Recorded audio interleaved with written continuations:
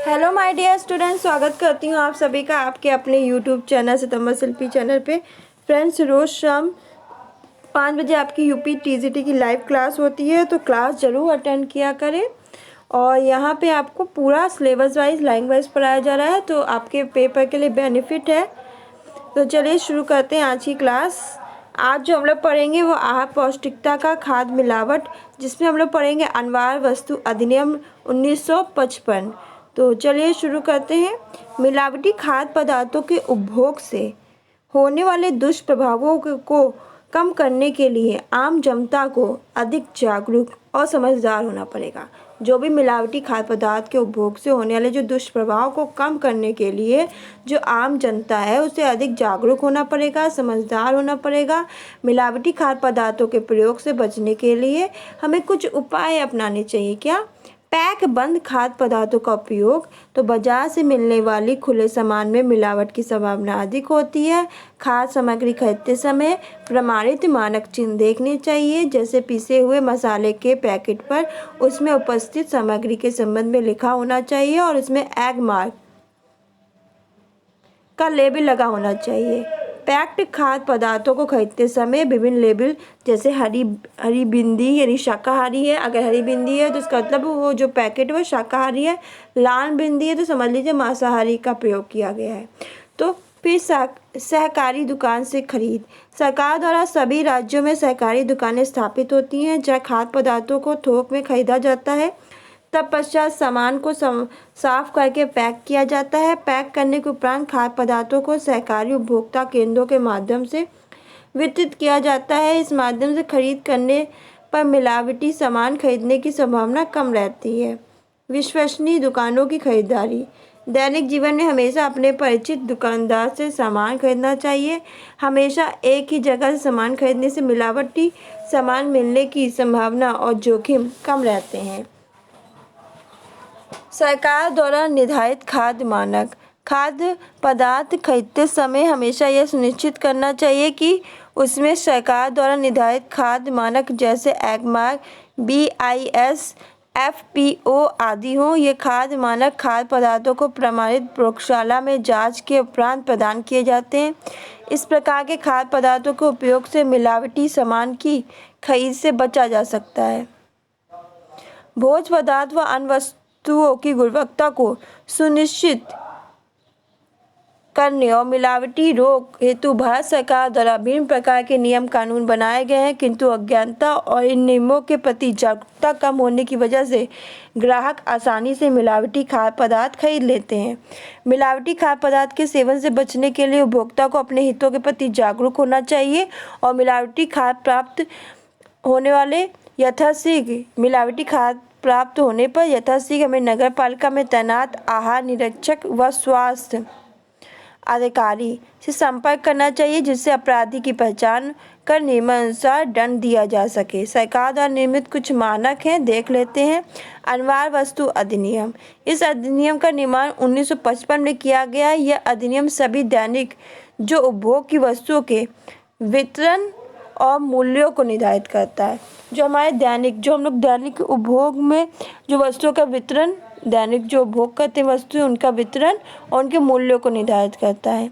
इस अधिनियम के मुख्य उद्देश्य हैं अनवार्य वस्तु की आसानी से उपलब्धता सुनिश्चित कराना। तो अनवार्य वस्तु उनको आसानी से उपलब्ध कराना, मिलावटी सामान, धोखा देने वाले व्यापारियों के शोषण से उपभोक्ता की रक्षा करना। 15 फरवरी 2002 में इस अधिनियम में संशोधन किया गया, जिसके अंतर्गत दैनिक उपभोग की वस्तुओं गेहूं, चावल, मोटा अनाज, शक्कर, खाद्य तेल आदि वस्तुओं के भंडार, बिक्री, वितरण हेतु व्यापारी को लाइसेंस की आवश्यकता नहीं होती। पदार्थ की शुद्धता, सुरक्षा, गुणवत्ता को सुनिश्चित करने व इस अधिनियम को अधिक प्रभावी बनाने के लिए अनवार्य वस्तु अधिनियम में अन्य अधिनियम जैसे दूध एवं दूध उत्पाद अधिनियम, milk and milk product order, MMPO 1992 लिख लीजिए। Milk and milk product order MMPO 1992 ये लिख लीजिएगा। फल उत्पाद अधिनियम, फ्रूट प्रोडक्ट ऑर्डर FPO 1955, मांस एवं मांस खाद्य उत्पाद अधिनियम meat and meat product order MMPO 1973। तो लिख लीजिएगा, दूध एवं दूध उत्पादक अधिनियम ये कब बना था, इसे MMPO 1992।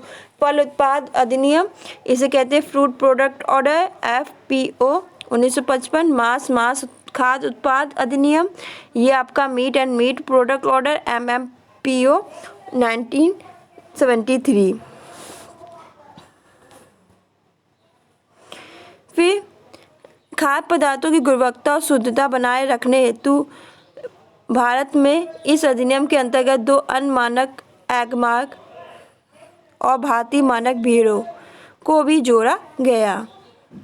मांस एवं मांस उत्पादन आदेश तो देख लेते हैं, यानी meat and meat product order 1973। तो ये अधिनियम वर्ष 1973 में सर्जित किया गया, परंतु उसे देश भर में वर्ष 1975 में लागू किया गया। इस अधिनियम के अंतर्गत मांस व मांस पदार्थों के प्रसंस्करण हेतु लाइसेंस दिया जाता है।